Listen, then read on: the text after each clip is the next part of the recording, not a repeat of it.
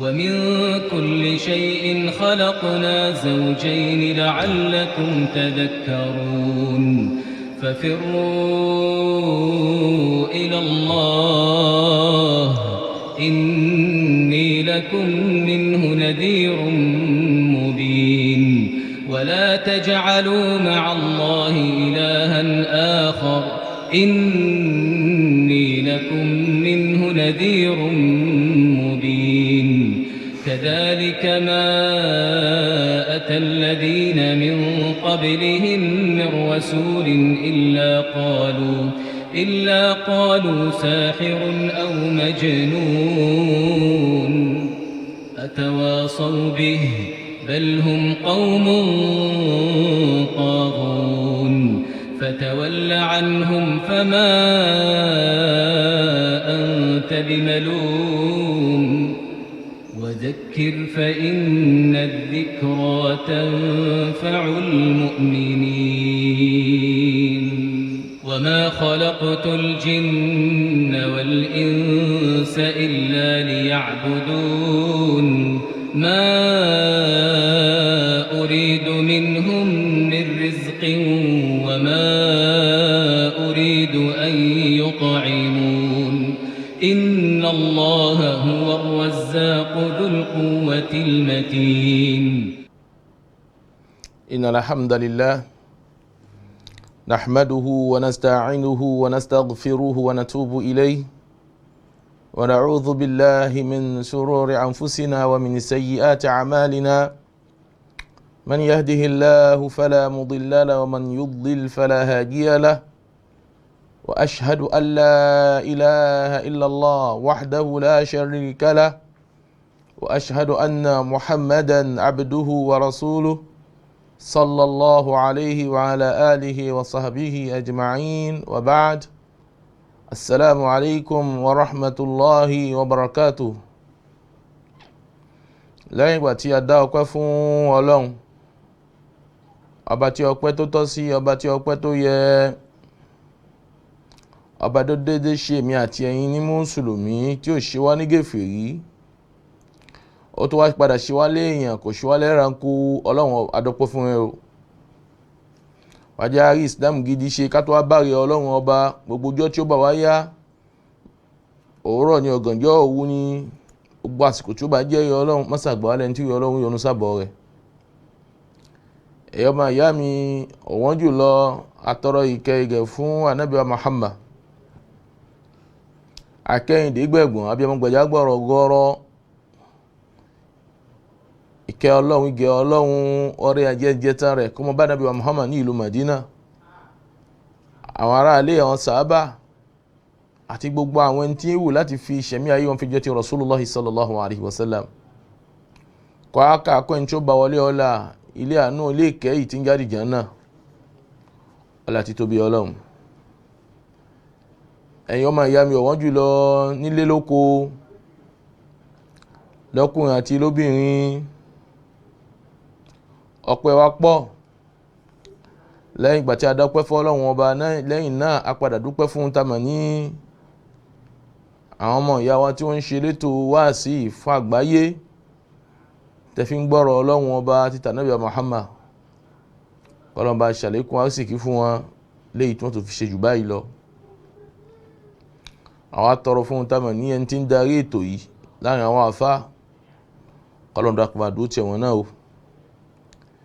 èyí máa yá mi ọ̀wọ́n jùlọ, kí la mú wá fún wa lónìí? ìmúta mú wá fún wa náà ojú tamà ní alamatu mahabbati nabiyyi sallallahu alaihi wasallam.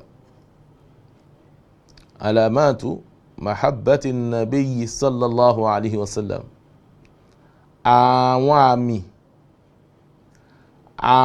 àmì tí fi hàn pé lódodo èèyàn fẹ́ràn Muhammad. tàbá bèèrè lọ́dọ̀ Latif ń gbé yóò fẹ́ràn Muhammad lónìí, bẹ́ẹ̀ ni. Karimu ńkọ́? bẹ́ẹ̀ ni. Sọfíyà ńkọ́? bẹ́ẹ̀ ni. mo nífẹ̀ẹ́ Muhammad.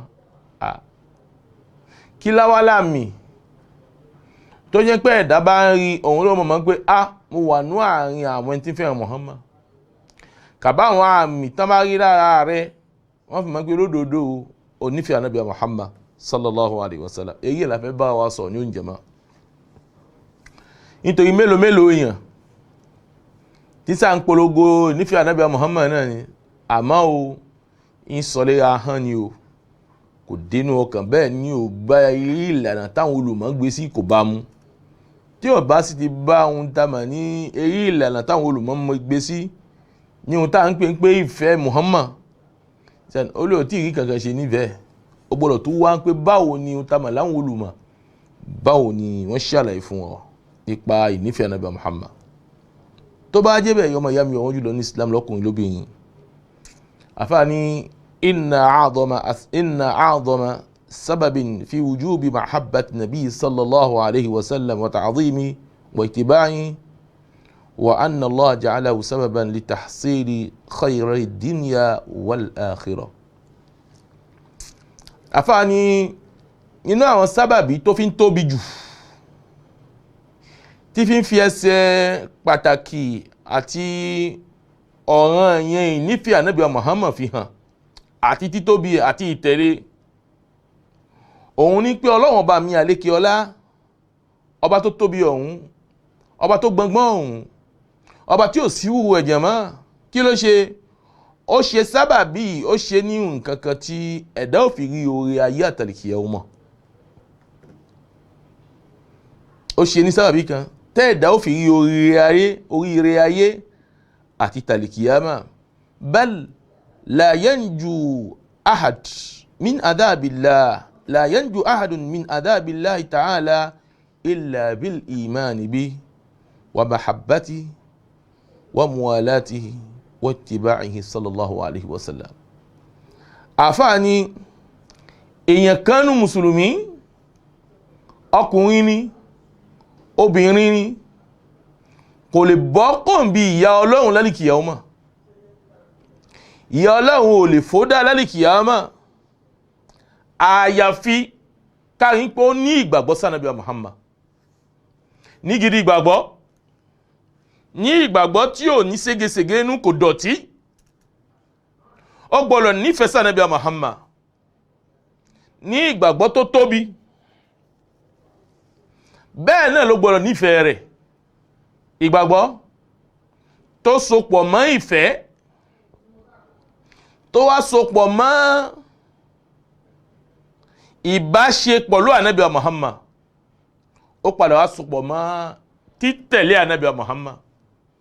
tí ìṣe títẹ̀lé léra ahọ́n o, nítorí pé àwa káàrọ̀ jíire Ọlọ́run náà ni ó là wá, kìí ṣe títẹ̀lé léra ahọ́n o,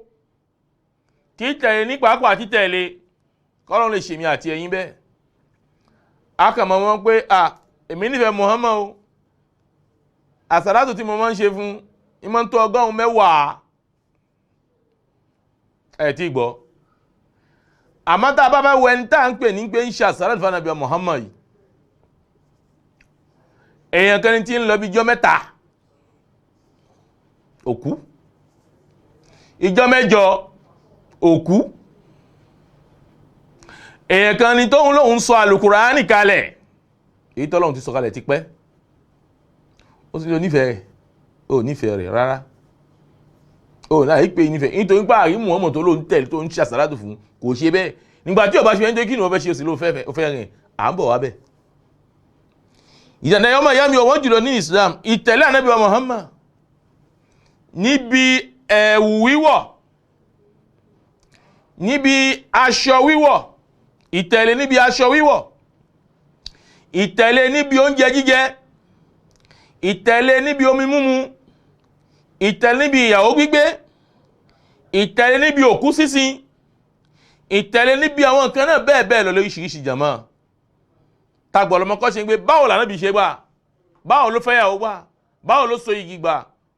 ìmọ̀ tó bá yé, báwo ló sí òkú gbà. Ẹni tó bá ní àwọn nǹkan mẹ́ta kàbí kan mẹ́rin al-imanu bi, ìnígbàgbọ́ sí, wa mahabbatu, ká nífẹ̀ẹ́ sí, nífẹ̀ẹ́ ní gidi ìfẹ́, wa muwalatu, ọ̀n bá ṣe, ọba Ànábì Muhammad ń bá lò pẹ̀lú ìṣẹ̀mí ayé ẹ̀ kúrú ṣe gbé kalẹ̀ fún ẹ, ọmúláyò, òun lò bí tó ṣe sọ pé ká lò ń lò bá pẹ̀lú ànábì Muhammad pẹ̀lú kó jáde kó láyé nítorí sàgbé àwọn hadisi ẹ̀ ó gbé kalẹ̀ àwọn ọ̀rọ̀ ẹ̀ kalẹ̀ ìtìbáàrù. Bẹ́ẹ̀ náà ni títẹ̀lé ẹni tó bá ní nǹkan mẹ́rin yẹn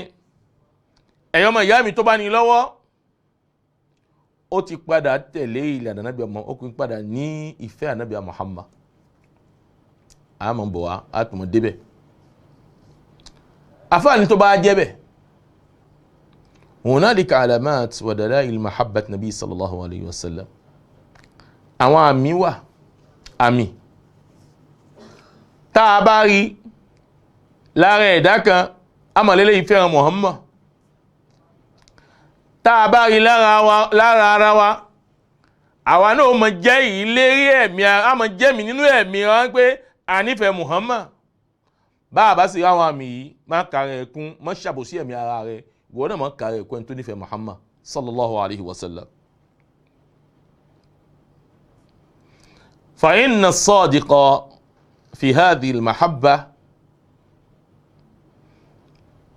فإن الصادق في هذه المحبة تظهر عليه تلك العلامات. ẹni tí ó bá padà rí ìfẹ́ Muhammad ó mú dání lódodo ó nífẹ̀ẹ́ lódodo lẹ́ni tó nígbàgbọ́ sí ó sì tẹ̀lé ìlànà ẹ̀ lódodo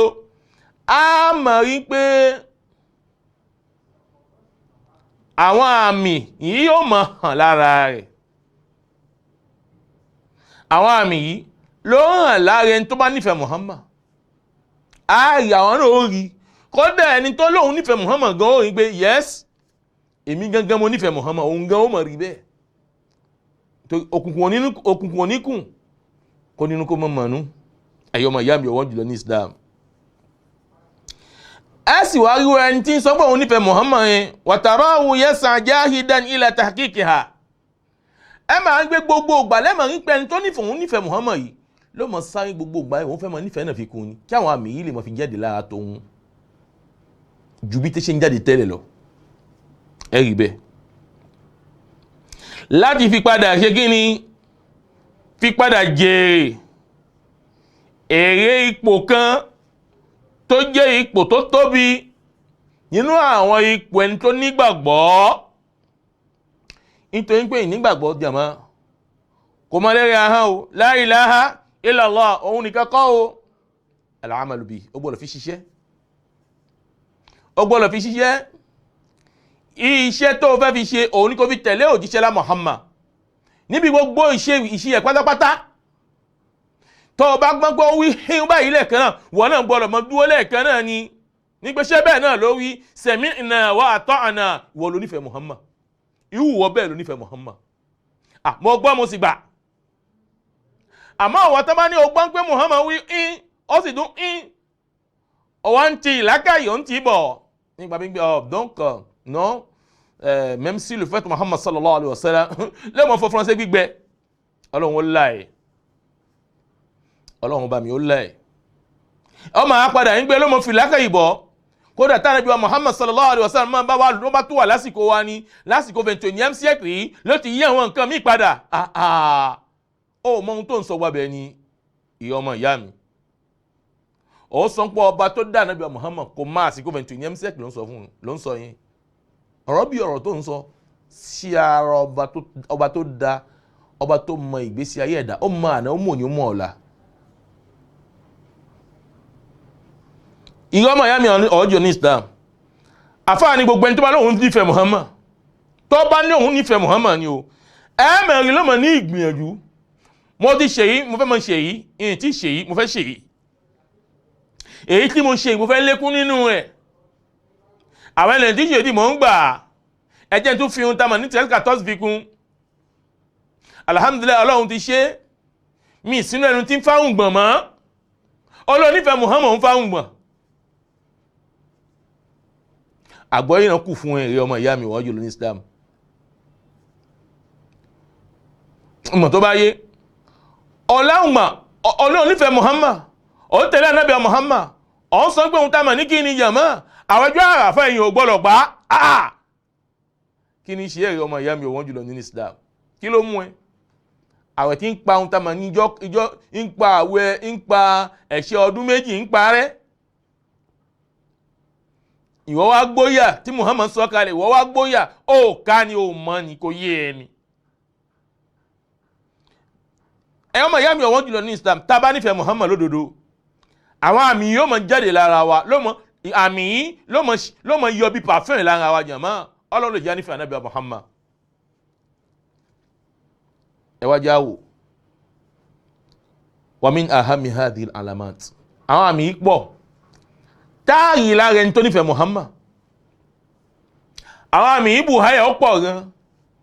àmọ́ àwọn yìí tó jẹ́ kókó nínú àwọn àmì yìí táàmà rí lára ẹni tó lóun nífẹ̀ẹ́ Muhammad ẹjẹ́ padà mẹ́nu bá jẹ̀mọ́. ittiba'uhu wal akhdhu bi sunnatihi. alákọ̀ọ́kọ́ nǹkan ìmọ̀ tẹ̀lé Ànábì wa Muhammad. alákọ̀ọ́kọ́ ìmọ̀ tẹ̀lé Ànábì wa Muhammad ní ihun tó mú wọ́n fèmí àti rẹ̀ kó tó jáde kó láyé táàpẹ̀ ní àwọn àhàdísù ẹ̀ àwọn ọ̀rọ̀ tó sọ̀kalẹ̀ fún wa. wal akhdhu bi sunnati ìwà gbá súnà Ànábì wa Muhammad ìgbàmú fi lo ìṣẹ̀mí ayé ìyàwó bẹ́ẹ̀ ọmọ bẹ́ẹ̀. ẹjá dúró láàrin báyìí díẹ̀ ẹ̀yin ọmọ ìyá mi ọ̀wọ́n jùlọ ní Islam ẹ̀yin olóríire. a ní nínú àwọn àmì táàmà rí lára ẹni tó nífẹ̀ẹ́ Ànábì wa Muhammad ọ̀hún ní ìtẹ̀lé ohun tó mú wá fún wa wal akhdhu bi sunnati àti ìmọ̀gbá ìlànà súnà ìmọ̀gbámú. èyí ò yọ èèyàn kan lẹ̀ o kó yẹ kó yọ àfáà tí ń padà ṣe wáàsí fún wa jàmá kò yọ ńlẹ̀. àfáà ń ṣe wáàsí fún ẹ ń ṣe wáàsí súnà Muhammad fún ẹ Ọlọ́run nífẹ̀ẹ́ Muhammad ẹ sì yá òun gbẹ ẹ ó fa òun gbà ó sọ̀rọ̀ ẹ̀ di obìnrin. nígbà tí ń bọ̀ ní òkùnkùn ìyá Fatia níbọ̀ ni bàbá Fatia níbọ̀ ni àmọ́ ọlẹ́gbẹ́ bàbá Fatia ò ní àrùn gbọ̀n àdámọ̀. wa anta tadda'i nafsaka annaka min jama'ati ahli sunnah ó sì ń pè ń pè wà nínú àwọn jama'a ahli sunnah ó sínú wọn. àfáà ń ṣe wá sí ìnífẹ̀ẹ́ Ànábì wa Muhammad fún wa sallallahu alayhi wa sallam ó sì ń jẹjọ́ mẹ́ta ó ń ṣẹjọ́ mẹ́rin ń ṣẹjọ́ mẹ́jọ ń ṣe ohun tamọ̀ nígbà àwọn tó ní mu ń ṣe ànìbẹ̀sẹ̀ ó sì ń jókòó ó ń sọ Kùránì kalẹ̀ jàmá. ìwọ tí Muhammad tó ṣe inú tí ọ̀rọ̀ ti bẹ̀rẹ̀ yọ jáde fún wa. ẹ má jẹ́ àtàwọn tamọ̀ láwọn ẹni àwọn ẹwọ́ Ọlọ́run ẹ má jẹ́ àtàwọn jẹ o bá a bá tàwọn jẹ jàmá ká bá má lálẹ́ kìyà ọmọ o. àwa náà tajálù mọ̀ tajẹ́hun tamọ̀ níjàmọ́ lẹ́yìn àwọn àfáà bẹ́ẹ̀ ẹ ti ká náà páyọ̀ Ọlọ́run ọba o. ká mọ ohun tá a mọ̀ ní ohun tá a fẹ́ tẹ̀lé lọ́dọ̀ ohun tá a mọ̀ láwọn àfáà tí ń padà pàṣẹ fún wa tá à ń tẹ̀lé ìlànà wọn o tá à ń tẹ̀lé ìgbésẹ̀ wọn o. nígbà tó bá sọ pé o fẹ́ sọ Al-Qur'ani kalẹ̀ nígbà wọn ni wọ́n ti bẹ́ẹ̀ rí nínú tírà Muhammad nínú ọ̀rọ̀ Muhammad tèmà níbo ló ti bẹ́ẹ̀ rí àwọn àhàdísì tí ohun tá a mọ̀ lánàbí wa Muhammad sọ kalẹ̀ àti àwọn àfáà tí wọ́n kójọ fún wa sínú àwọn tírà Sahih Bukhari Muslim Abu Dawud Tirmizi báwọn náà ń pè Ibn Khuzaimah bẹ́ẹ̀ lọ. gbogbo àwọn tí àyí láàrin ọ̀rọ̀ Ànábì wa Muhammad àti ìṣe Ànábì wa Muhammad á rí nínú ẹ̀ àwa rí níbi kan jọ kan kí Ànábì wa Muhammad sallallahu alayhi wa sallam kó wá kó àwọn ọmọ ilé kéwú ẹ̀ Abubakar Umar Usman Ali Abdurrahman bin Auf njọye Sa'id bin Zubair bẹ́ẹ̀ lọ kó wá kó wọn jọ kó ní pé ẹyà afẹ́ lọ lé èèyàn kan nínú àwọn sàábẹ́ fi lọ́sọ̀ Al-Qur'ani kalẹ̀ ọ̀lápọ̀ wà nù wàhálà àrí bẹ́ẹ̀ níbo ni wọ́n ṣe wá fẹ́ rí ó sì ní onífẹ̀ẹ́ Ànábì Muhammad ó nífẹ̀ẹ́ Ànábì Muhammad. ọ̀làhùn tamọ̀ ní ihun táwa àfáà yìí táwa padà wá jẹ ihun tá a fẹ́ jẹ owó tá a fẹ́ jẹ lọ́dọ̀ àwọn ohun tamọ̀ láwọn èèyàn yìí ẹ̀yọ́ ọmọ ìyá mi ọ̀wọ́n yọ ní Islam a máa sọ pé ṣe bí ohun tamọ̀ lánàá bí ní irhamu amwatakum bilmada bisadaqa ẹ̀yẹ já táwọn ẹni ẹlẹ́ni jẹ ìjàmá ẹ̀yẹ já táwọn jẹ àwa náà ẹ̀jẹ̀ àwọn náà dúró ń pa fẹ́ gbọ́rọ̀ Ọlọ́run ọba nígbà tẹ́ ẹ̀ bá ti ṣe fáwọn àwọn àfáà yóò mọ ọ̀nà láti fi máa jagbà lọ́dọ̀ yín ihun tí ń ṣẹlẹ̀ nìyẹn Ọlọ́run kún wa. à ń sọ̀rọ̀ fún wa nínú àwọn àmì tó jẹ́ àwọn àmì tí ó mọ̀ fi ìfẹ́ Ànábì wa Muhammad tí wọ́n fi hàn ittiba'uhu ìtẹ̀lé Ànábì wa Muhammad wal akhdhu bi sunnatihi ìgbásùnà Muhammad mú Ọlọ́run ṣe súnà Ànábì wa Muhammad ṣòkòtò ń gbálẹ̀, àfáà tí ṣòkòtò ẹ̀ ń gbálẹ̀. Àfáà tí ṣòkòtò ẹ̀ ń gbálẹ̀, ó sì lóhun nífẹ̀ẹ́ Muhammad. Ṣé ìwọ gbọ́tà Ànábì ní ma asfala minal ka'bayni minal izara fa fin nar? Wo gbọ́ bẹ́ẹ̀ pé Muhammad sọ bẹ́ẹ̀ ni. Gbogbo ohun tó bá ti kọjá kókósẹ̀ nínú tamà nínú tí ọkùnrin bá ti wọ̀, Ànábì nínú náà ni. Ó tí ì gbọ́ rí ni. Ẹ̀yà. Nínú àwọn nǹkan tá Ṣẹ̀tánì tó lé kalẹ̀ fún wa. Ọlọ́run là wá lọ́dọ̀ wa káàrọ̀ jíire. Ọmọ gbọ́n pé irọ́ ṣe bá Abubakar ń gọ ṣe bí tiẹ̀ náà sáà kọjá. Ànábì sáà ń sọ fún wa pé Ànábì ìsàn sọ fún Abubakar ń pé Abubakar ń bèèrè lọ́dọ̀ ń pé tìhun náà ń gbálẹ̀. Abubakar Ànábì sì sọ fún pé ìwọ ò ṣe tìyẹ ní tìhun tamọ̀ ní ti kárí mi kọ́ ni wọ́n fi ń ṣe tìyẹ.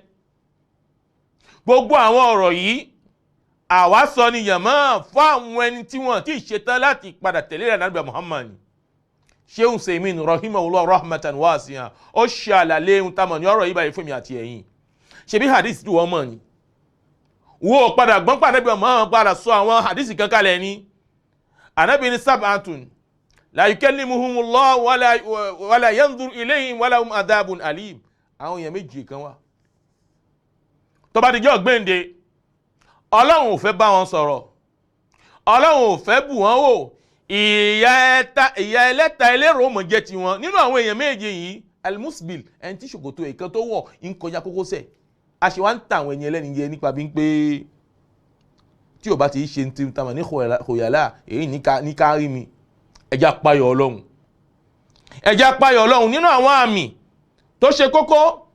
tí a gbọ́dọ̀ mí lára ẹni tó ní òun nífẹ̀ẹ́ Ànábì wa Muhammad. Ẹ mọ̀ gbọ́n pé ta ló sọ pé ẹ mọ̀ gbọ́ tẹ́mọ̀ sọ pé ta ló lóhun nífẹ̀ẹ́ Muhammad. Ta ló sọ pé òun nífẹ̀ẹ́ Muhammad. Àkọ àwọn ohun tamọ̀ náà wọ̀nyí nífẹ̀ẹ́ Ànábì wa Muhammad tó ṣe kókó tá a gbọ́dọ̀ máa rí lára ohun tamọ̀ lẹ́ni tó ní òun nífẹ̀ẹ́ Muhammad. Ànábì afáàrin famahabbatu sallallahu alayhi wa sallam taqtadi ta'atuhu fima amr. Fima amr. Ìnífẹ̀ẹ́ Ànábì wa Muhammad yìí ó mú níbi ń pé ohun tánàbí wa Muhammad bá pa àṣẹ fún èmi àti rẹ káwọn tẹ̀lé àṣẹ náà. Ẹ̀yà àkọ́kọ́ nìyẹn. Mahabbatuhu taqtadi ta'atuhu fima amr. Ihun tánàbí bá pa àṣẹ agbọ́dọ̀ tẹ̀lé. Ànábì pa obìnrin láṣẹ nínú Ọlọ́run pa Ànábì wa Muhammad láṣẹ nínú Al-Qur'ani tí ń jẹ́ àṣẹ fáwọn àlùmọ̀ náà. Kóbìnrin bo ìjábù ni.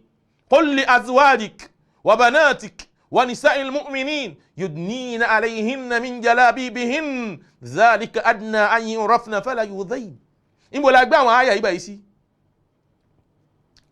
Nígbà tí tó wá ṣe ohun náà hijab náà c'est facultatif náà yálà modernisation náà ló mọ̀ fọ́ français. Ọlọ́run ní jẹ́ kí français jẹ́ yẹn kó jẹ́ yẹn wájú Ọlọ́run. Ìyọ́mọ̀ ìyá mi wọ́n jùlọ ní Islam. Àfáà ní ohun tá mọ̀ ní ìtẹ̀lé Ànábì wa Muhammad kìí ṣe lérí ahán ta'atu fima amr. Ihun tó pè èmi àti ìrẹ láṣẹ Ànábì ní ká tẹ̀lé.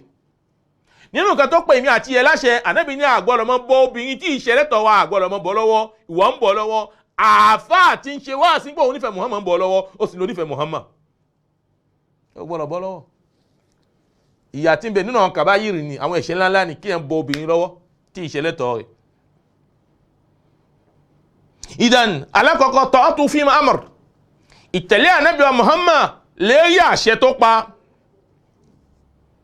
Ànábì pa ọkùnrin láṣẹ ǹjẹ́ ó yé nípa bí pé kó mọ́ lọ kírun ní mọ́sálásí ni ìrun ọ̀ranyàn mọ́sálásí. Obìnrin la yọ̀ọ̀da fún pé kó mọ́ kírun ẹ̀ nílé. Àmọ́ tó bá lóun fẹ́ lọ kí mọ́sálásí Ànábì ẹ má kọ̀ fún la tamna'u ma'a Allahi masajida Allah. Ẹ má kọ̀ fún tamà ní obìnrin Ọlọ́run ẹ̀wùsìn Ọlọ́run ọba. Olóbìnrin ẹ mọ́ kọ̀ fún nígbà tó ń bá fẹ́ lọ ṣe kí n tó fẹ́ lọ sí mọ́sálásí. Àmọ́ ọkùnrin yo mọ́sálásí lọkùnrin máa ń lọ. Àṣẹ Ànábì wa Muhammad ni bẹ́ẹ̀ lọ nínú àwọn àṣẹ. Ẹni tá a bá padà rí pé àṣẹ Ànábì wa Muhammad wá gbé kalẹ̀ kò ṣe é kó mọ̀ pé ó tí ì tẹ̀lé Ànábì wa Muhammad ó tí ì nífẹ̀ẹ́ Ànábì wa Muhammad àmì nífẹ̀ẹ́ Ànábì wa Muhammad àṣẹ àfẹ́kù lára rẹ̀. Wa tasdiquhu fima akhbar. Ìhun tánàbí wa Muhammad sallallahu alaihi wasallam bá padà wá fún wa ní ìròyìn nípa rẹ̀. Agbọ́dọ̀ gbàgbọ́. Iná ń bẹ bẹ́ẹ̀ ni Muhammad ṣàlàyé fún wa.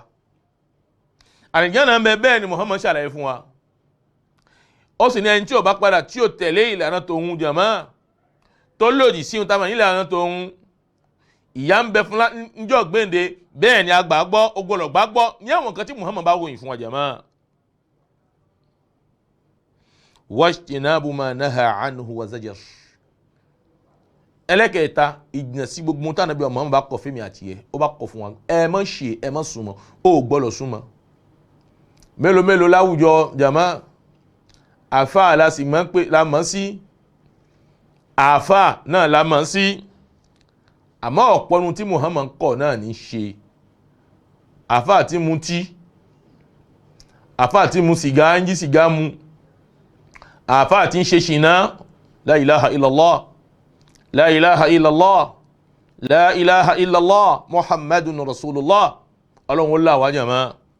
gbogbo ohun tọ́lọ́run bá kọ̀ ó kọ́ ni tàbá ní ṣìnà abẹ́ kò bọ́nú ẹ̀, ṣìnà ojú kò bọ́nú ẹ̀, ṣìnà ọwọ́ kò bọ́ nínú ẹ̀. ìsà ń ṣe gbogbo ẹ̀ jàmáà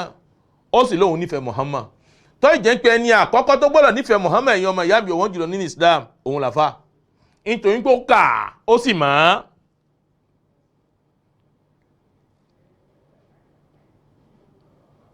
afan lianna man yadda'i mahabbata nabi sallallahu alaihi wasallam wa huwa yahsi amra. ẹni tó lóhun fẹ́ Ànábì Muhammad ó sì ń kọ̀ àṣẹ olónífẹ̀ẹ́ Muhammad ó sì wá ń kọ̀ àṣẹ Ànábì Muhammad. ẹ̀dá pẹ̀ bá ń béèrè lọ́dọ̀ àfáà tí lóhun jókòó ìjọ mẹ́ta ibi tó ti béèrè ń pé Muhammad jókòó bẹ́ẹ̀ ẹ̀sọ́ kó sọ fún yín kó gbé hadith náà jáde fún yín kó máa tu fún yín ẹ fi hàn àwọn àfáà tó ké ìmọ̀ ṣàríyà pé wọ́n gbé kan báyìí wá fún wa.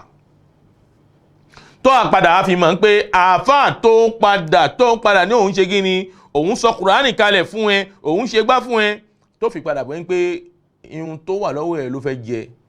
owó náà gbé fáfá àpò ní kó wọ́n wá ṣàdúrà náà mọ̀ ó ń pé ló gbà kò sì ní wá ṣàdúrà náà ìtumọ̀ nípa àdúrà yẹn kọ́ ló jẹ lógún jàmá owó tó fẹ́ gbà lọ́dọ̀ yẹn ló jẹ lógún. àfààní tá a bá rí ẹni tó yẹ ń pé Ọlọ́run nífẹ̀ẹ́ Muhammad ń sì ń tà pálù òfin Muhammad fahuwa kadhibun fi mahabbati eléyìí òpùwọ́ níbi nífẹ̀ẹ́ Ànábì Muhammad òpùwọ́ ni bó jẹ́ àfáà gan òpùwọ́ ni ẹ́ bó jẹ́ ọmọlẹ́yìn òpùwọ́ ni ẹ́ bó jẹ́ ìmáàmù òpùwọ́ ni ẹ́ ó nífẹ̀ẹ́ Ànábì Muhammad sallallahu alaihi wasallam. gbọ́ ni Allah sọ fún Ànábì Muhammad qul in kuntum tuhibbuna Allah. tó bá yẹ pé lódodo náà ní pé ẹ fẹ́ràn Ọlọ́run tó bá yẹ pé lódodo ẹ fẹ́ràn Ọlọ́run fattabi'uni. Ànábì ní ẹ tẹ̀lé mi Ọlọ́run sọ gbé Ànábì Muhammad ẹ tẹ̀lé ìlànà mi Ànábì Muhammad yuhibbukumullah Ọlọ́run fẹ́ràn yín nítorí pé man ata Allah faqad ata rasul. ẹni tó bá tẹ̀lé Ọlọ́run tẹ̀lé òjíṣẹ́ Muhammad sallallahu alaihi wasallam. ẹni tó bá tẹ̀lé ìlànà Ọlọ́run ó tẹ̀lé Ọlọ́run ó ti tẹ̀lé ẹni tó bá tẹ̀lé Ànábì Muhammad ó tẹ̀lé Ọlọ́run. ẹ̀yin ọmọ ìyá mi ọ̀wọ́n jùlọ nínú ìgbàgbọ́ á dúró báyìí ní wọ́n bá ṣókí tí a sì tó padà wá ti fi bá wa sọ̀rọ̀ Ọlọ́run mo wá bẹ̀ Ọlọ́run gbogbo yìí tá a sọ fúnra wa yìí lérí ìṣẹ́jú tá a lò pẹ̀lú wa ká tó fi ra wálẹ̀ gbogbo yìí tá a bá sọ Ọlọ́run jó wúlò fún ayé àwàláyé àṣìlẹ́yìn àmà wassalamu alaikum wa rahmatullahi wa barakatuhu. Rahmatullahi wa barakatuhu. Ìkànnì tẹ́ ń wò yìí náà ní ìkànnì Sunna TV níbi tí àwọn onímọ̀ ti ń tẹ ìmọ́lẹ̀ sórí ẹ̀sìn Islam látọ̀rọ̀ Sunna TV ìmọ́lẹ̀ nínú Sunna Nabi Muhammad sallallahu alayhi wa sallam. ní gbogbo ìgbà ní kẹ́ ẹ máa wò wá tí ẹ sì máa rí ẹ̀kọ́ ẹ̀sìn kọ́ lórí ìkànnì yìí náà ni o òun ló múlẹ̀ rẹ̀kẹ̀tẹ̀ yàtọ̀ yìí gbogbo mùsùlùmí lọ́kùnrin àti lóbìnrin ẹ jẹ́ ká máa wo Sunna TV ẹ jẹ́ àwọn ọmọ wa náà máa wo Sunna TV kí wọ́n lè bá ní ìmọ̀ tó péye nípa Sunna ìkànnì tó ń tànmọ́lẹ̀ sínú ẹ̀sìn ni Sunna TV Yorùbá ẹ máa wò wá ní gbogbo ìgbà kẹ́sì máa kọ́ ẹ̀kọ́ tó péye nípa Sunna. a dá ọpẹ́ fún Ọlọ́run a padà tọrọ ìkẹ́gẹ́ fún Ànábì Muhammad sallallahu alaihi wasallam lẹ́yìn ọmọ ìyá mi ọ̀wọ́n jùlọ ní Islam a máa tẹ̀síwájú níbi àwọn àmì ìnífẹ̀ẹ́ Ànábì Muhammad sallallahu alaihi wasallam. Ànábì wa àǹfà sọ fẹ́mi kò lóyún pé la yatasarraru an yakuna shakhsun muhibban lillahi wa rasulihi wa huwa mu'ridun an ittiba'i sunnati al-Mustafa. èyàn ò lè sọ pé òun nífẹ̀ẹ́ Ànábì Muhammad ó lè sọ òwò náà wò ó lè sọ pé òun nífẹ̀ẹ́ Ànábì Muhammad ìhun tá Ànábì wa ń sọ ò ṣe òun lòdì sí ìfẹ́ náà ń kọ́ ìfẹ́ tó wá nínú ọkọ̀ wọ́n náà ṣàlàyé fún mi ọmọ ìyá mi kò sífẹ́ mẹ́ tó bá nífẹ̀ẹ́ Ànábì Muhammad ìhun tó pè é sí ó ṣe ta'atu fima amr ohun tó ní ká ṣe ó ṣe wa tasdiqu fima akhbar ohun tó padà ròyìn fún wa báyìí ló jẹ́ ó gbàgbọ́ wajtinabu ma naha anhu wa zajar ohun tó wá padà kìlọ̀ fẹ́mi àti ẹ̀yin pé má débẹ̀ tó sì padà kígbe ó jágbe ẹ má débẹ̀ ó gbọ́dọ̀ jìnnà sí gbogbo ẹni wọ́n ń ṣe èyí tó pa ẹ́ láṣẹ ó ṣe ìmọ̀ tó bá yí èyí tó kọ̀ fún ẹ pé kó o má ṣe ò ń ṣe ó sì ló nífẹ̀ẹ́ Ànábì Muhammad sallallahu alayhi wa sallam ẹ̀yẹn jáwọ́ àwọn afá jàmá ẹ̀yọ́ ọmọ ìyá mi ọ̀hún jùlọ ní Islam níbi ọ̀rọ̀ yìgì dé nígbà tá a fẹ́ so igi lọ́dọ̀ àwọn akárọ̀ jíire ṣé bí tí Islam ṣe ń ká mọ́ so igi là ń so igi yẹn ẹlòmíì tó fi jókòó jàmá owó tó fẹ́ pọ́nú àwo jàmá òun ló jẹ lógún nígbà tí àfá fẹ́ so igi ẹ̀yọ́ ọmọ ìyá mi ọ̀hún jùlọ ní Islam nínú àwọn ọ̀nà tá a fi ń so yìí al-qabul wal-ijab wà mẹ́ kò sínú tí òun tamà láfa béèrè lọ́dọ̀ òun tamà ní bàbá ìyàwó ó sì lóhun so igi tòun ní pé kí ìyàwó kó dìde kó lọ mọ́kọ ẹ̀ wá fọ́rọ̀fọ́ jàmá kó lọ mọ́kọ ẹ̀ wá ló máa padà ìyàwó jàmá obìnrin subhanallah láàmà káàkiri a sì ní ànífẹ́ Ànábì Muhammad sallallahu al-ikhtilat bayna ar-rijal wa nisa hadha muharram kí ọkùnrin máa fara fi obìnrin wọ́n fi mọ́ fi ọkùnrin ihun tí Islam ò fẹ́ ni jàmá ẹ̀yọ́ ọmọ ìyá mi ọ̀wọ́n jùlọ ní Islam ó wá da títí ẹwọ eré ìṣesí tí ohun tá mà ní ìyàwó ń so obìnrin fẹ́ so igi ẹwọ ohun múra tí mùsùlùmí mú ní mùsùlùmí múra ohun tá mà ní múra àwọn Yẹ̀húdí àtàwọn Nàsárà a sì yá àfà lójú kòkòrò kan pé ẹ lọ́kẹ́ lọ́ padà pa wáṣọ yẹn Ọlọ́run bá ṣe dára fún ohun tá mà láfà kan tọ́lọ́run ló fẹ́ so igi bẹ́ẹ̀ jẹ̀mọ́ tó wá lóbìnrin tó wọ̀wọ̀ kú wọ̀ yìí ó ní lọ́pọ̀ àwọ̀ tó o bá pa àwọ̀ kò sí igi tí mo fẹ́ so fún ẹ lónìí àwọn bàbá ìyàwó ń kígbe irọ́ kò ṣe gángan ẹ̀jẹ̀ ó ṣe bẹ́ẹ̀ yàn mọ́ àfáà sì gbé kẹ̀kẹ́ yàn mọ́ ó sì gbọ́nà rẹ̀ jàn mọ́ ọ̀nà ló wá dé ní à ti pa owó ẹ o tó bá ti pa owó ẹ̀ ń jẹ́ ajá so igi Ọlọ́run ọba tànàbí Muhammad sallallahu alaihi wasallam fún yín ihun tó yàfà láwùjọ ni ihun tó sì yẹ àwa mùsùlùmí náà tá já àwa jàmá láwùjọ nípa ẹja gbọ́rọ̀ tí wọ́n bá fi padà pé wá sàsíkèsí tó jẹ́ ìlànà Ọlọ́run ìlànà Ànábì Muhammad nítorí gbà wà lálẹ́ nífẹ̀ẹ́ Ànábì Muhammad wọ́n tó wá padà pé wọ́n sì Ànábì Muhammad àtùgbẹ́wò gbèrí jàmá ní pé àfẹ́gbọ́n tí wọ́n sọ fún wa kọ́lọ̀n kó tún wa ṣe níbi tí a bá kù sí. àmì ẹlẹ́kẹ̀ẹ́jì tí fi hàn pé èèyàn nífẹ̀ẹ́ Ànábì Muhammad al-iksaru min dhikrihi kéèyàn pọ̀ lẹ́ni tí ó máa ṣe ìrántí Ànábì Muhammad ó máa ṣe ìrántí yẹ kí là ń pè ní ìmọ̀ ṣe ìrántí yẹ àfáà ni man ahabba shay'an aksara min dhikrihi bí ẹ̀ ń bá ní ìfẹ́ kankan ọ̀pọ̀ ọgbà ni yóò máa ṣe ìrántí nǹkan náà ìtumọ̀ ní pé tó o bá nífẹ̀ẹ́ Muhammad ọ̀pọ̀ ọgbà ló máa ṣe ìrántí Ànábì Muhammad wa dawam zikr sababu li dawam al-mahabba bẹ́ẹ̀ bá ń ṣe ìrántí ń gbogbo ọgbà sábà bí ni tó fún mi jẹ́ pé kí ni ìyífẹ́ tá a níyẹn ìyífẹ́ náà ó mọ̀ wà bẹ́ẹ̀ lọ pípẹ́ jàmá kí la wá ń pè ìmọ̀ ṣe ìrántí Ànábì Muhammad òun náà ni ìmọ̀ ṣe Allahumma salli ala Muhammadin wa sallim Allahumma salli ala Muhammadin wa sallim a mọ̀ ṣe àsàrẹ́tì fún Ànábì Muhammad ó ṣe ní jòkó ó ṣe ní dùbúlẹ̀ ó ṣe ní dúwó lẹ́yìn tí bí rántí Ànábì Muhammad Allahumma yọlọ́hun salli ala Muhammadin wọ́n lọ́n bá ṣe kẹ́ẹ̀kẹ́ Ànábì Muhammad Allahumma salli ala Muhammadin wa sallim Allahumma salli ala Muhammadin wa sallim nínú àwọn àmì tàfi rìn pé èèyàn nífẹ̀ẹ́ Ànábì Muhammad ọ̀kan nìyẹn àmọ́ ẹjẹ́ adúró mẹ́ẹ̀díyẹ̀ jẹ́mọ́ ẹ̀yọ́ ọmọ ìyá mi ọ̀wọ́n jùlọ nínú Islam a wá ṣe àsàrẹ́tì fún Ànábì Muhammad ṣó wá nídìí gbé ká kóra wa jọ ni ká fọmí sẹ́kì ni irọ́ kò bá ìlànà Ànábì Muhammad mu nítorí nígbà tó wà láyé ààrẹ Ànábì Muhammad pẹ̀lú àwọn sàábé rẹ̀ kí wọ́n ṣe àsàrátù bẹ́ẹ̀ àṣírí nígbà tí Ànábì Muhammad lọ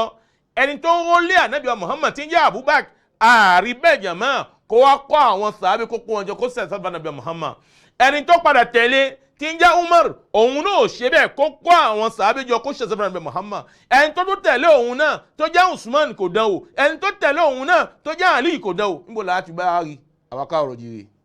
ìbéèrè tánàbí wa Muhammad sallallahu alaihi wasallam tí sinú gbé alaykum bi sunnati wa sunnati al-khulafai rashidin al-mahdiyyin min ba'di addu alayhim bin nawajiz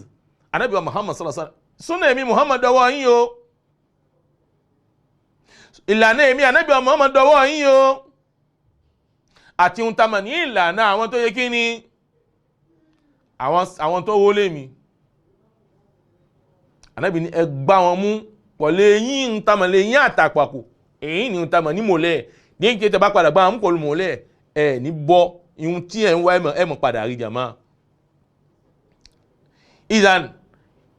nínú àwọn àmì táàfì máa ń pè yẹn nífẹ̀ẹ́ anábìá Muhammad al-iktharu min dhikri ká máa ṣe ìrántí anábìá Muhammad pípọ̀ Allahumma salli ala Muhammadin wa sallim. kì í sì ṣe yín sí lápẹjú ẹ̀ ń pé ó wàá gbé àsàlátù Muhammad ó gbé kalẹ̀ sọ̀látù Ibrahimiyya ó gbé kalẹ̀ ó wàá ní òun ṣe àsàlátù sọ̀látù Fatih sọ̀látù tùjínà fanabiwa Muhammad ó ṣe àsàlátù òun ṣeré ni o òun ṣe ire ni o ní ire tó gbóná ìyá ọmọ ìyá mi ọ̀hún jùlọ ó ṣe àsàlátù sẹ́ nítorí gbà yìí mọ ọ̀ṣọ́ jù yọ ọ̀ṣọ́ lọ Muhammad gangan ló gbé sọ̀látù Ibrahimiyya ló gbé kalẹ̀ ṣé òun ló gbé sọ̀látù Fatih kalẹ̀ ni tá a bá wí jàmá a máa wí ìwù jàmá ara àwọn èèyàn ọlá ohun tá a mọ̀ ní ọkàn wọn tó ti dọ̀tí ọlá ohun tá a mọ̀ ní hawa mutaba ìfẹ́ ẹnu jàmá àmọ́ a rí padà mú tá a mọ̀ náà hujjiyya àwọn ìdí ẹ̀rí kan tí ò lẹ́sẹ̀ ńlẹ̀ fi mọ́ fi Salatul Fatih ibà fi mọ́ fi yín lẹ̀ ẹ páyà Ọlọ́run fa alaykum bitaqwallah gbogbo bí tó bá ti wà rí ọmọ ìyá mi òun jùlọ ní Islam nígbà táwọn ibi fẹ́ jáde kó láyé Salatu Ibrahimiyya ló fi rẹ̀ fẹ́mi àti rẹ̀ èwo ni Salatul Fatih èwo ni ti tùjínà èwo ni Jawul Kamal jàmá bẹ́ẹ̀ lọ nínú àwọn sàlátù jakujaku náà jàmá léyìí tí ò padà lẹ́sẹ̀ ńlẹ̀ kò lọ́wọ́ àwọn àsàlátù tí wọ́n ti ṣẹ́ lẹ́sẹ̀ àwọn àsàlátù tí ò ní ọwọ́ ẹ̀sítrópíè jàmá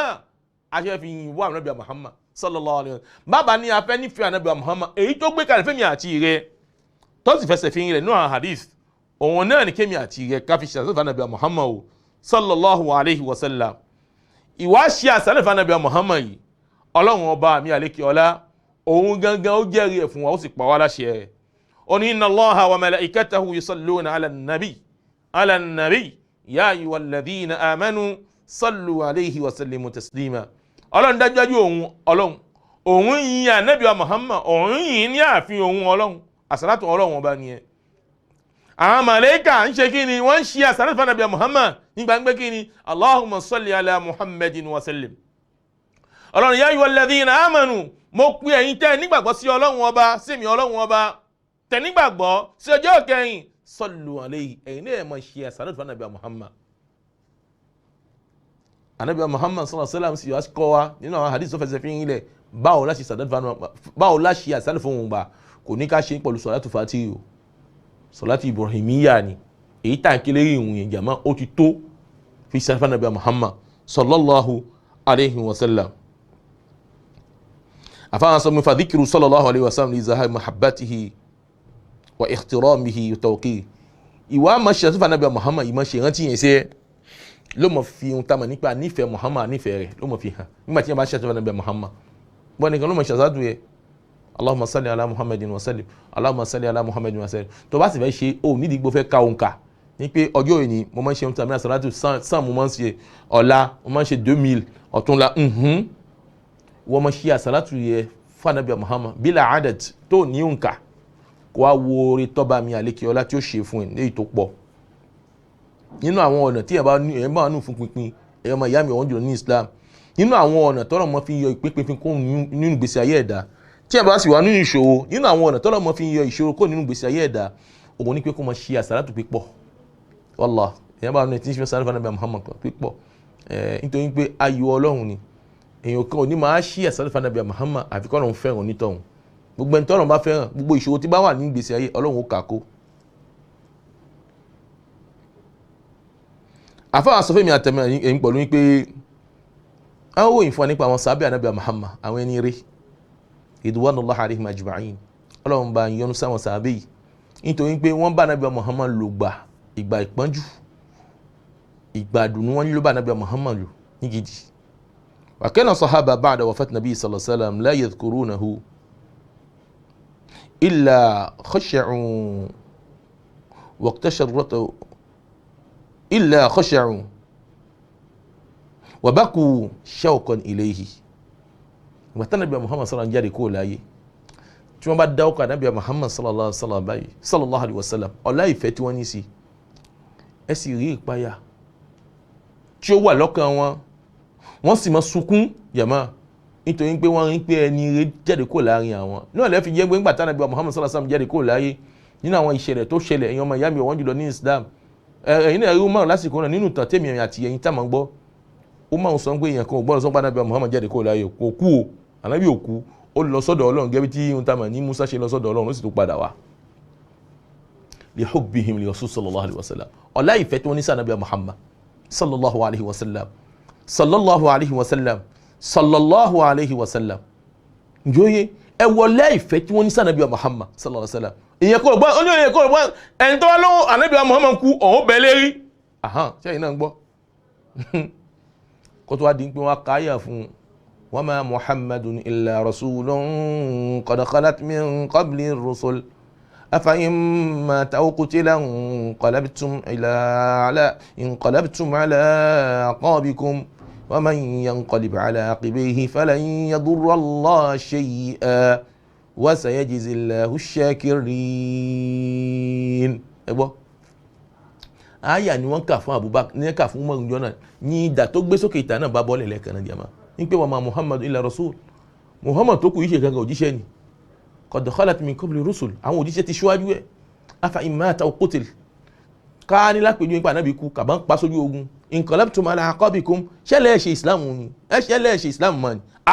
àyà yìí ni Umar gbọ́lẹ̀ kan lódodo ni Muhammad kú ló fi gbé ìdàkalẹ̀ jama sallallahu alaihi wasallam wa ridwanullahi alaihim ajma'in. ibi tá lọ ẹ̀yọ́ ma yá mi ọ̀wọ́n jùlọ nínú islam òun ni pé Ànábì Muhammad sallallahu alaihi wasallam táwọn sàábé bá dáwọ́kọ rẹ̀ báyìí jama àmọ́ sunkún ìfẹ́ wà fún wọn jama níbi ìfẹ́ tán náà fún Ànábì Muhammad sallallahu alaihi wasallam ẹ̀yẹ jáwò wọ́n wà ní ojú ogun wọ́n fẹ́ lójú ogun ẹwà sàbẹ̀ tí ó bọ́ síwájú sàbẹ̀ mi bọ́ síwájú pé Ànábì Muhammad bọ́ sẹ́yìn kó òun jẹ́gẹ́ bí jìlẹ̀ fún ẹ jìlẹ̀ de báàlì fún gbogbo àtọ́ máa yin ìdà tí ìdà tó bá wá kó máa kẹ̀ kó kọ òun sàbẹ̀ yìí yẹn mọ́ ẹ wò fẹ́ tán ní Ànábì Muhammad sallallahu alaihi wasallam. ẹ̀yọ́ máa yá mi wọ́n jùlọ ní Islam níbi ohun tá a mọ̀ ní àwọn alexander mindikiri níbi wọ́n ṣe mọ́pọ̀ níbi ìṣèrántí Ànábì Muhammad àwọn àfa àwọn tí àwọn kankan bọ́ abẹ́rẹ́ inú ẹ̀ náà ní pé kí ni ta'addud fadailihi ká máa ka àwọn ọlá tí ń bẹ fún Ànábì Muhammad kí ẹ̀ máa ka ìmọ̀ tó bá yé wa khasa'isuhu àwọn nǹkan ẹ̀ṣà tó wà fún Ànábì Muhammad tó jẹ́ àwọn kan spesial ní pé Ànábì Muhammad lọ́lọ́run ṣe fún mímọ̀ tó bá yé ìwọ̀n pé káfẹ́yàwó kọjá mẹ́rin nísìn Ànábì Muhammad nínú khasa'is Ànábì Muhammad ǹjọ́yé nínú àwọn ẹ̀ṣà Ànábì Muhammad sallallahu alaihi wasallam ní pé tí Ànábì bá jáde kó láyé èèyàn kan ò gbọ́dọ̀ èèyàn kan ò ní rólé Ànábì Muhammad èèyàn kan ò ní jogún Ànábì Muhammad sàdí pé wọn à ní fẹ́yàwó rẹ̀ à ní ṣùpọ̀ rẹ̀ nínú àwọn ẹ̀ṣà Ànábì Muhammad sallallahu alaihi wasallam agbọ́dọ̀ mọ́ jama wa ma wahabahu Allahu min as-sifati wal akhlaq nínú àwọn ìwà tọ́lọ́hun ṣe ó bu Ànábì Muhammad níbi àwọn ìròyìn àti àwọn ìwà tí Ànábì Muhammad ní ó ń bẹ ní abẹ́ ìmọ̀ ṣèrántí Ànábì Muhammad oníwà tútù l'Ànábì Muhammad sallallahu alaihi wasallam bẹ́ẹ̀ ló sì tó gbóná bẹ́ẹ̀ l'Ànábì Muhammad gbóná jama tó bá di ń pé ohun tí Ànábì Muhammad táwọn yẹn bá fọ ọgbà Ànábì Muhammad ọba fọ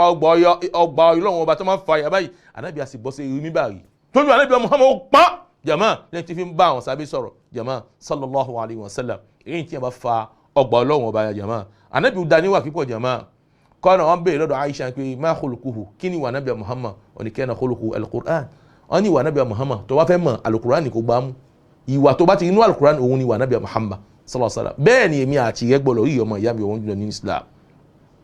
ìwà Ànábì Muhammad ó sì jẹ́ nǹkan tí máa ń ná kì í ṣe aláhùn ni wọ́n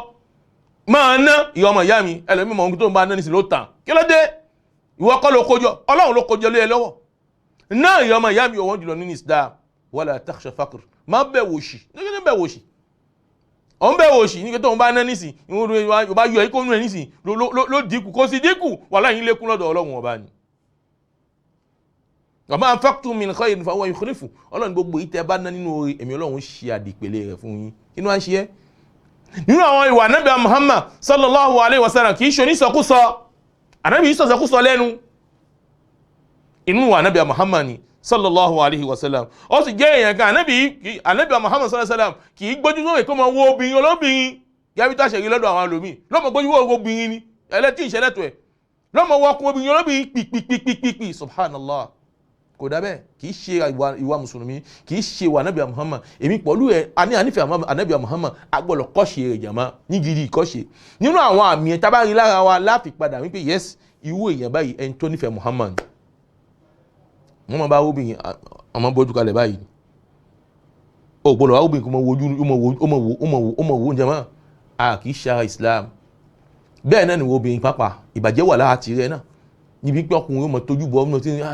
ó gbádùn ó jáyé ó subhanallah kì í ṣe Islam jẹ̀mọ́ ẹ̀yọ́ ọmọ ìyá mi wọ́n jọ Ànábì ìwà dáadáa lónìí wa ma akramahu Allahu ta'ala bihi wa ma akramahu Allahu bihi min al-mu'jizat àti ohun tọ́lọ́run fi ṣe kí Ànábì Muhammad nínú àwọn mujizat àwọn nǹkan miracle ìyẹn gbọ́dọ̀ mọ́ fi ṣe rántí Ànábì Muhammad ó pọ̀ nínú nípa Ànábì Muhammad sallallahu alaihi wasallam wọ́n wà ní ojú ogun jọ kan omi wá tán sí Ànábì Muhammad omi tán sí àwọn sàábé omi díẹ̀ kan ló kù lọ́dọ̀ yẹn kan ní àwọn sàábé Ànábì nìkan gbé omi náà wá Ànábì wá gbé ọwọ́ rẹ̀ báyìí ó ti bọnú omi náà ihun tá mọ̀ ní omi ń sì ń jáde nínú ọmọ ní ìka Ànábì Muhammad báyìí jẹ̀mọ́ sínú ohun tá mọ̀ lómi yìí inú abọ́ yìí gbogbo àwọn sàábé ní wọ́n lomi náà pátápátá ní wọ́n rómi lò padà omi sùkù nínú abọ́ náà jẹ̀mọ́ nínú mùjíza Ànábì Muhammad sallallahu alaihi wasallam nínú mùjíza Ànábì Muhammad sallallahu alaihi wasallam tí a lè wọ́n ṣe ìrántí ẹ̀ jẹ̀mọ́ òun nípa Ànábì Muhammad sallallahu alaihi wasallam lọ́njọ́ kan kẹ́tẹ́kẹ́tẹ́ kan ẹni tó ní wá ń jẹ yín gan ìmọ̀ ń lò kì í fún oúnjẹ kẹ́tẹ́kẹ́tẹ́ ìgbà tó wá rí Ànábì Muhammad sallallahu alaihi wasallam ó fi pé kí ẹ máa fẹjọ́ sọ Ànábì Muhammad Ànábì gbọ́ yé Ànábì wá béèrè pé talẹ́ ló ní kẹ́tẹ́kẹ́tẹ́ yìí Ànábì wá yan pé àwọn kẹ́tẹ́kẹ́ yìí ni mò ń fi ìyà jẹ ó máa ń lò òyì fún oúnjẹ nínú mùjíza Ànábì Muhammad sallallahu alaihi wasallam nínú mùjíza Ànábì Muhammad sallallahu alaihi wasallam ẹ̀yẹ jẹ́ Abu Hurairah radiyallahu anhu wa anhum ajma'in Abu Hurairah nú àwọn sàábé tí mi gba Kùránì wá tí mi gba hadith wájú lànà Abu Hurairah ọjọ́ kan Abu Hurairah nígbà tí ó ní rọ́gbà yẹn ó ní bíyìn ó ní ìfẹ́ yẹn láti mọ gba hadith wá tó bá hadith mọ́ gbàgbé kí ló ṣe ó wà lọ bá Ànábì Muhammad sallallahu alaihi wasallam òun fẹ́ hadith yẹn òun mọ́ gbàgbé Ànábì ní Abu Hurairah mú aṣọ tó wọ̀ báyìí ká sókè ó sì kaṣọ náà sókè Ànábì ní fílẹ̀ padà ó sì fílẹ̀ láti jọ tó ti ṣe bẹ́ẹ̀ kò tó gbàgbé hadith Ànábì Muhammad wọn nínú àwọn mùjíza Ànábì Muhammad sallallahu alaihi wasallam ó yàtọ̀ sí idán o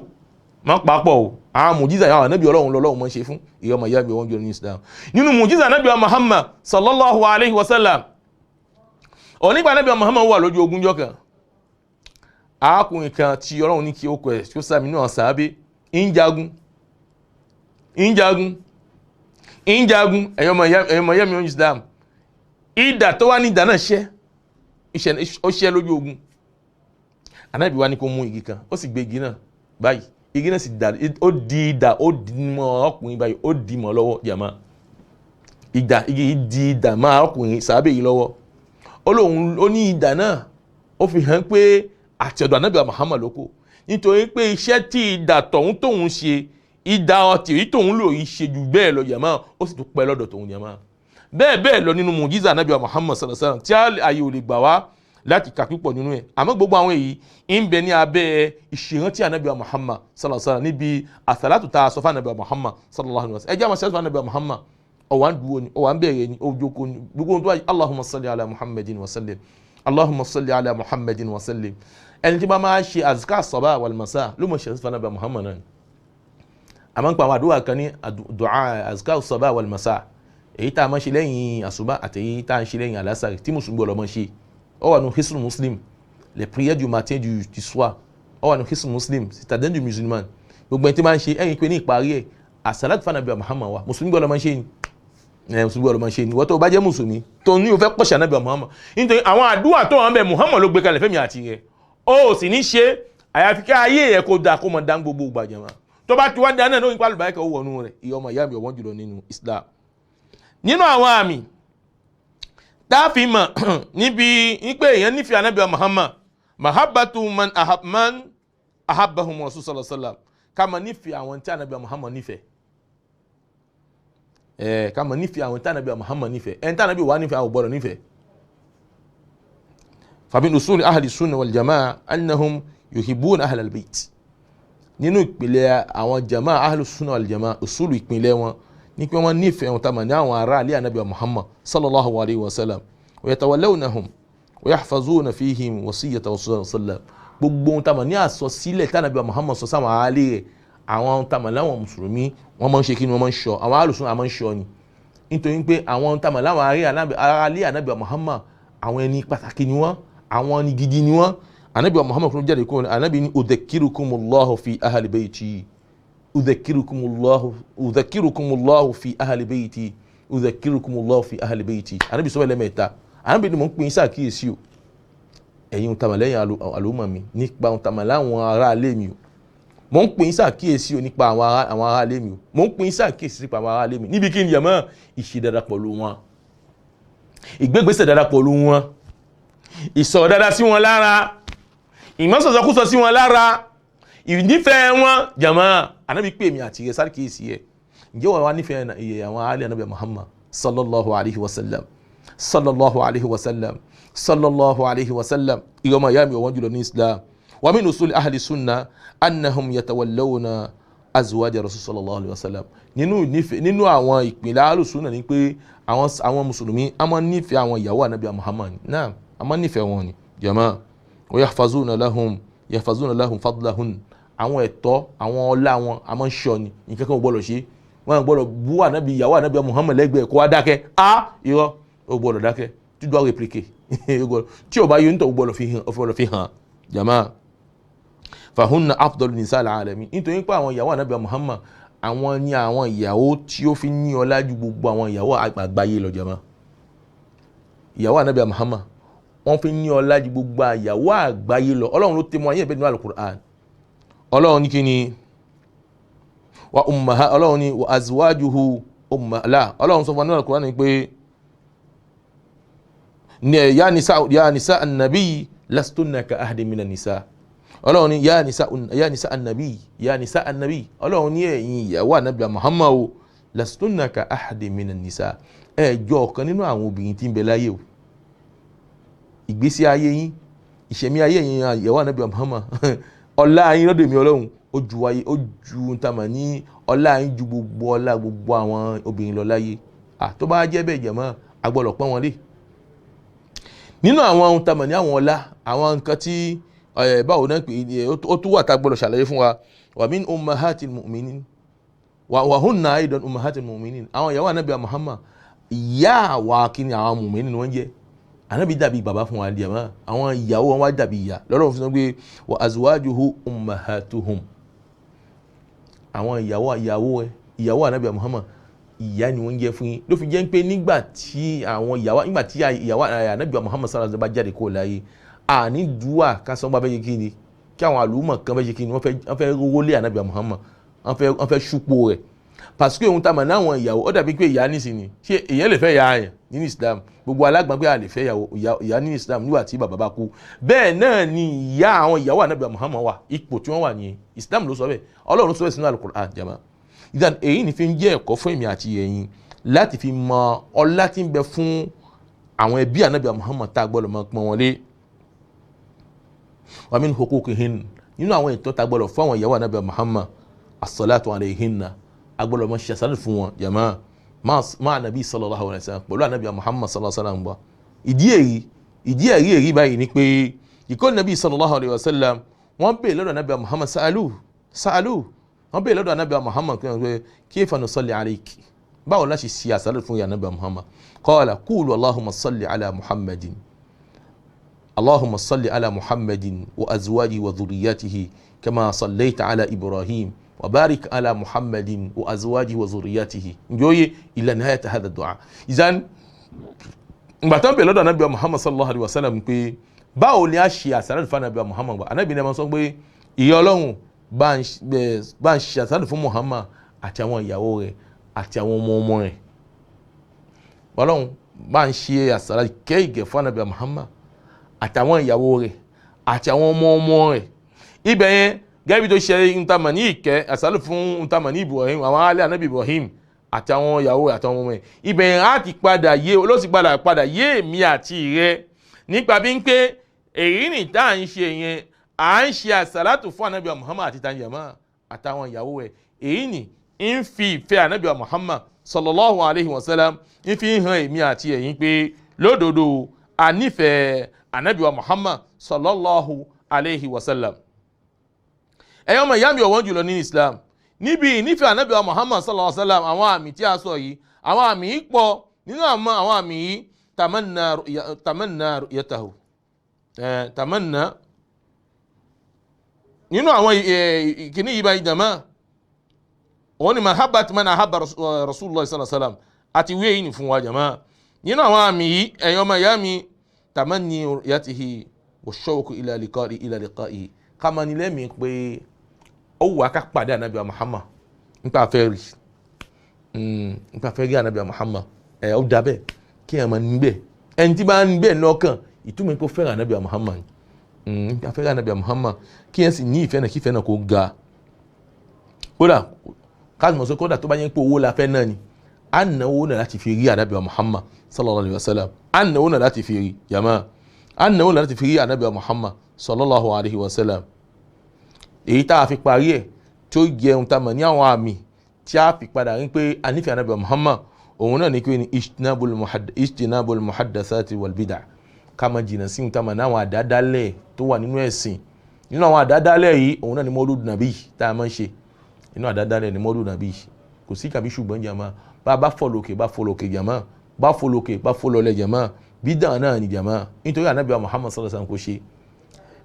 gbogbo àwọn hadith tá mọ̀ lọ́wọ́ gbogbo àwọn kan tá mọ̀ lọ́wọ́ ẹ̀yìn jàmá ọlọ́run ó dákun kò ní ṣe aládọ́hùn mọ́tọ́ ẹ̀yọ́ ọmọ ìyá mi ọ̀wọ́n jùlọ ní Islam kò ní ṣe aládọ́hùn mọ́tọ́ àní kò ní ṣe mi àti ẹ̀yin ní adọ́hùn mọ́tọ́ jàmá mọ́lúdù nàbí bid'atun munkara bídà ni jàmá lọ́dọ̀ ohun tá mọ̀ ní àwọn muhakkikun nínú ulama àwọn àfáà tó gbàgbá sùrọ̀ wẹ́ pínpín bídà jàmá nígbà tá àti rí kò sọ́kalẹ̀ fún wa kò sì ṣe àwọn ohun tá mọ̀ ní àwọn sàábé tí Ànábì Muhammad sáyìn sọ̀rọ̀ wọ́n ń ṣe afẹ́ ṣe agbọ́dọ̀ jìnnà sí ẹni tó bá lóun wá ṣe ọlọ́run ló nífẹ̀ẹ́ Muhammad ni o kò nífẹ̀ẹ́ Ànábì Muhammad nínú wọn tá mọ̀ ní àwọn ìjìnnà sí wọn tá mọ̀ ní àwọn àdádálẹ̀ yìí òun náà ní ijọ́ mẹ́ta ijọ́ mẹ́rin tá à ń ṣe kàwọn tó ní ẹ̀mí tu kàbí kàwọn tó ní ẹ̀mí ju kàbí àṣehun tá mọ̀ lókù gbígbẹ nípọ́n ti kú ní oṣù tó dízàn àwọn mú aṣọ funfun bí àwọn gbígbọ wíwé jẹ̀mọ́ la ilaha illallah ẹ̀sìn náà wà lè yìn ẹ̀yọ́ ọmọ ìyá mi oúnjẹ ọ̀la kì í ṣe ẹ̀sìn o ẹ̀sìn là ń ṣe láàrin àwa ìjọ àwa káàrọ̀ jíire ẹ̀sìn gbogbo ẹni tó bá ṣe ẹ̀sìn ló ṣe ẹ̀sìn láyé ló ṣe ẹ̀sìn lálẹ́ kìyà ọmọ o jẹ̀mọ́ ọ̀rọ̀ ń jẹ́ kó ẹ̀sìn ayé àtàlẹ́kìyà mọ̀ kò ní jẹ́ tèmi kò ní jẹ́ tìyẹ o tí ò bá ní jẹ́ tèmi tẹ̀yẹ yẹ àyàfi ká padà tẹ̀lé àwọn ìlànà tí Muhammad tó gbé kalẹ̀ fẹ́mi àti yẹ ọba mi àlekè ọlá kó dúró tì wá kó gbàdúrà èmi àti yẹ kó wá kún wa èyí tá wá sọ yìí rẹ ọmọ ìyá mi wọn jùlọ ní Islam bí ta ṣe máa ń sọ náà láti sọ yìí o gbígbà ọwọ́ Ọlọ́run ọba ló wà etí gbogbo tí wọ́n ń gbọ́ wa Ọlọ́run jó wúlò fún etí náà àti etí tí ó padà wúlò fún kọ́lọ́run jó gbọ́ wá sí i ká lè fi padà kóńbi ohun tí ó padà ṣe wá ní aburú láyé àti níwájú Ọlọ́run ọba wa sallallahu ala sayyidina Muhammadin wa ala alihi wa sahbihi ajma'in subhanaka Allahumma bihamdik ashhadu an la ilaha illa ant astaghfiruka wa atubu ilayk wassalamu alaykum wa rahmatullahi wa barakatuh. الله أكبر الله أكبر الله أكبر